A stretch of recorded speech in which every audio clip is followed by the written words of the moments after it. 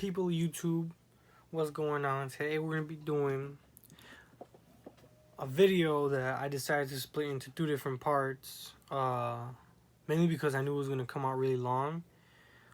This portion of the video, I don't think it's gonna be that long though, but the second part will be. And yeah, so let's get right into it. Music you should listen to during quarantine. And I split it up into 5 different parts. And the 5 different parts are drill, trap, and mumble rap. That's one part.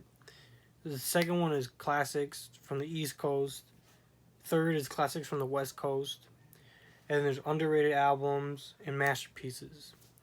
And let's just start with the first one, drill, trap, and mumble rap. The first one, Bang by Chief Keef.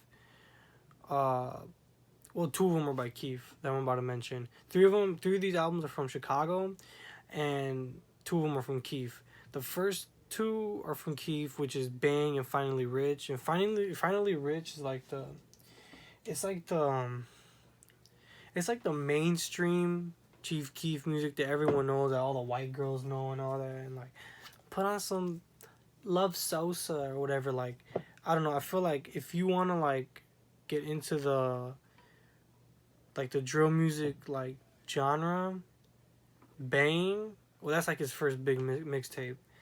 Bang and Finally Rich are like where you should start if you want to get into that. Flockavelli too. I mean, I don't know. I kind of consider it both trap and drill, but I don't know. To be honest, I think Flockavelli and Flockavelli 1.5 are the only good music that Waka Flocka's got. Besides that one, how's it go? White girl in town, name is Cocaine, whatever that song is called. Oh, and then he's got that remix with El Hida.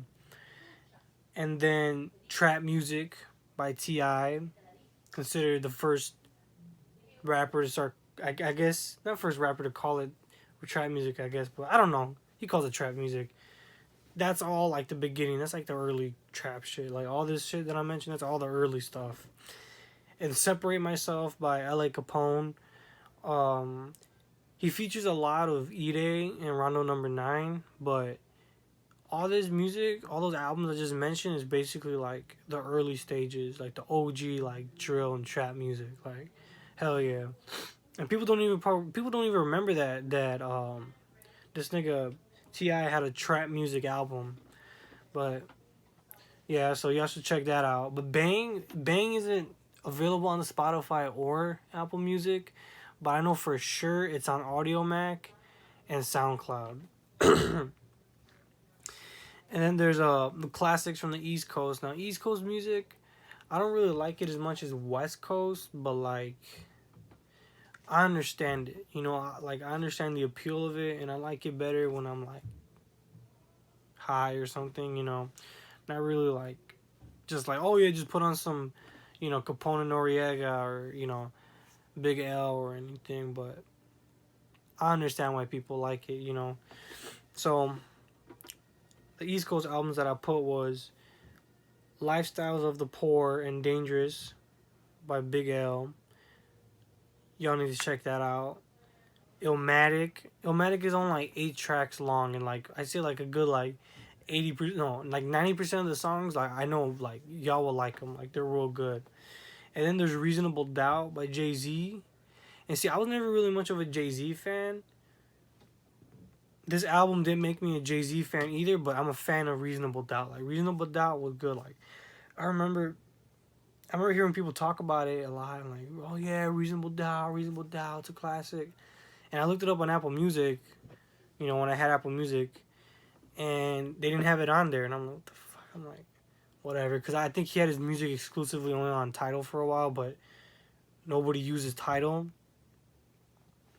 And then, I don't know, one day I just saw Reasonable Doubt available. So I'm like, you know, whatever. I'll just check it out, just see what's up with it. And then you got Enter the Wu-Tang 36 Chambers I don't gotta say much about that. You guys already know. You guys already know about that. Life After Death, same thing. You guys already know about that. And yeah, that's the East Coast. And then you got classics from the West. For the first one, I put anything by Tupac, but like anything from the 7 Day Theory when he called himself Machiavelli, from the first album Tupacalypse. Now all that is good. That's like classic, but like anything afterwards, I'm not saying it was bad. The stuff that came afterwards, but it wasn't good. Like it was clearly made like in a factory or however you want to call it.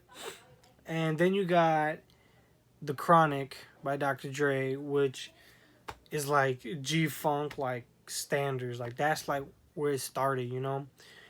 It's like a staple.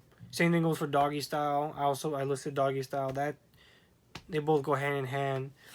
And then there's Straight Outta Compton, which is basically the start of gangster rap. I mean, it's not really the start, but like that's like the biggest like gangster rap album. Uh, Easy Does It. I just liked it because it was like a Easy E only album. I don't know. I liked it. But it was like I was like the only true Easy E only album though. And Creeping on a Come Up, which was I think the first. I think it was the first album for Bone Thugs and Harmony. Creeping on a Come Up. I don't know. I didn't like it that much, but I thought I'd just put it in there because it's Bone Thugs. I don't know. Everybody loves the Bone Thugs. And yeah, that's the first part. Stay tuned.